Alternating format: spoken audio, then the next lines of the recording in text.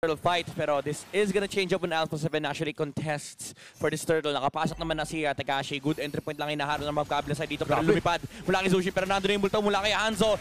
Tutumba na una si Pew dito, pero there's strike, ginamit na rin din si Indra dito. Oh, Gwen, well, leaf ball!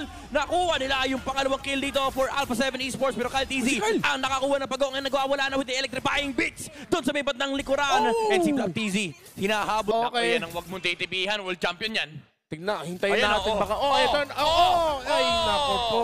Yan, sabi sa inyo, sabi ni Kyle TZ, boss sa amin na, update lang kita, sa MPL Philippines, bawal gawin yan, yung nagre-recall ka. Pero Kingzilla, with the reinforcement, tuto mo ba si Kyle TZ? Inangat! Inangat yung multo! Nagtabog si Ogwen! Nagalit siya! And hindi pa tapos yung laban, nandito nga si Flap TZ at pala na rin si Pew. Nagkabalikan na sila. Crimson Beacon, ginamit na rin Pew para ma-zone lang dito yung... Oy, gumawa na sariling plano. Gumawa ng sariling plano. Ang tanong, ito ba ay papunta sa aeroplano? Kyle TZ, nakita si Dominic dito, nahuli na Ogwen!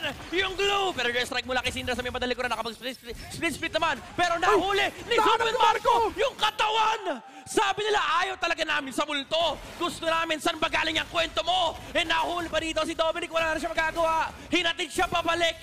Pero si Super Marco ang locked in na. Few.